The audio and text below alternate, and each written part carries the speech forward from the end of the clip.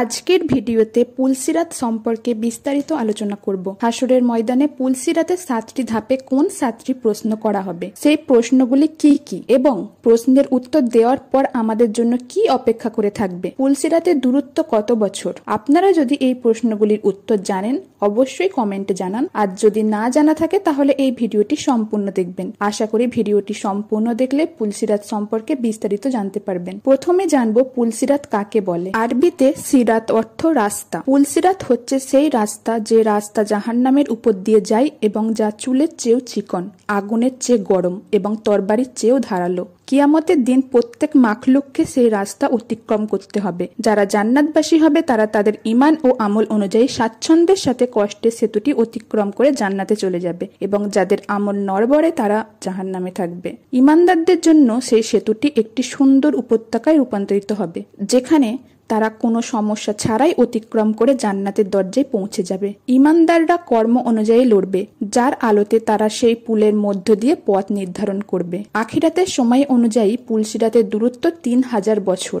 এক রেওয়াতে বলা হয়েছে যে জাহান্নামের 7টি পুল রয়েছে, প্রত্যেক পুলের মাঝে দূরত্ব 70 বছরের সমান এবং প্রতিটি পুল তরোয়ালের মতো ধারালো। এর উপর দিয়ে অতিক্রমকারী দলগুলোর মধ্যে প্রথম দল চোখের পলকে পার হয়ে যাবে, দ্বিতীয় দল বিদ্যুতের মতো পার হয়ে যাবে, তৃতীয় দল বাতাসের মতো পার হয়ে যাবে, চতুর্থ দল পাখির গতিতে পার হয়ে যাবে, পঞ্চম দল ঘোড়ার মতো পার হয়ে যাবে, ষষ্ঠ দল ধরে চলা মানুষের মতো পার হবে, সপ্তম দল পথচারীর মতো পায়ে হেঁটে পার হয়ে যাবে। সবার শেষে একটা দল অবশিষ্ট থাকবে, তখন তাদেরকে যেতে দেওয়া হবে। তারা পুলসিরাতের ওপর তাদের পা রাখতে তাদের পা কাঁপতে শুরু করবে, তাই তারা হাঁটু গেড়ে বসে পড়বে। অজ্ঞতা তারা হাঁটুতে ভর দিয়ে চলতে শুরু করবে এবং জাহান্নামের আগুনের স্ফুলিঙ্গ তাদের পায়ে এবং পায়ের তলা পর্যন্ত পৌঁছাবে। তারপর তাদের পেটের উপর ভর করে টেনে টেনে চলতে শুরু করবে। অতঃপর তারা তাদের হাত দিয়ে পুল আঁকড়ে ধরতে আগুন ও তাদেরকে ঘিরে ধরবে। এরপর আগুন থেকে বাঁচার জন্য পেটের উপর ভর করে টেনে টেনে চলতে শুরু করবে। তারা আগুন অতিক্রম করার পর তারা ঘুরে দাঁড়াবে এবং জাহান্নামের দিকে তাকিয়ে বলবে,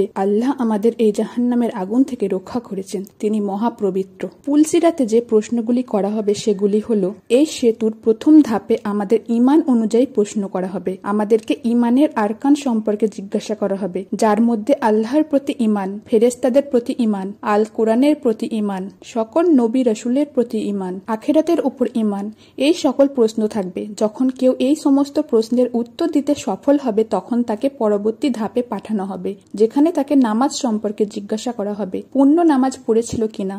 যারা তাদের নামাজ সঠিকভাবে আদায় করবে তাদের নামাজ তাদের জন্য একটি নূর হয়ে যাবে, যারা তাদেরকে পরবর্তী ধাপের পথ দেখাবে। অতঃপর তৃতীয় ধাপে তাদের জাকাত সম্পর্কে জিজ্ঞাসা করা হবে। যারা সব সময় সঠিকভাবে জাকাত আদায় করেছে তারা এই ধাপ থেকে পরবর্তী ধাপে একটি ঠান্ডা ঝোড়ো বাতাসের মতো পৌঁছাবে। চতুর্থ ধাপে তাদেরকে রমজানের রোজা সম্পর্কে প্রশ্ন করা হবে। সেখানে রোজা রাখা এবং কোরআন তেলাওয়াত সেই ব্যক্তিকে সাহায্য করবে এবং রাসূলুল্লাহ সাল্লাল্লাহু আলাইহি ওয়াসাল্লাম বলেছেন, সে সময় রোজা বলবে, হে আল্লাহ, আমার কারণে এই ব্যক্তি সারাদিন ক্ষুধার্ত তৃষ্ণার্ত ছিল এবং নিজেকে নফসের কামনা বাসনা থেকে বিরত রেখেছিল। হে আল্লাহ, তুমি এই ব্যক্তিকে ক্ষমা করে দিন। কোরআন বলবে যে সে আমার তিলাওয়াতের কারণে রাতে ঘুমায়নি, তাকে ক্ষমা করুন।